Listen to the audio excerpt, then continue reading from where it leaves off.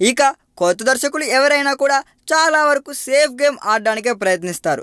Commercial ఫార్మాట్లో cinema తీయడానికి మొగ్గు చూపుతారు. అయితే రచయిత వెల్గొండ శ్రీనివాస్ మాత్రం దర్శకుడిగా తన తొలి సినిమాకు పెద్ద రిస్కే చేస్తున్నాడు.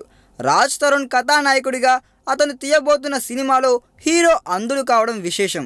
ఈ సినిమాకు అందగాడు అనే టైటిల్ను కూడా ఇప్పటికే fix చేసేసారంట.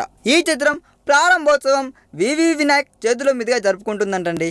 Veligonda Srinivas script star director సుకుమార్కు విపరీతంగా నచ్చేసి ఈ సినిమాపై చాలా ఆసక్తిని ప్రదర్శించడం విశేషం.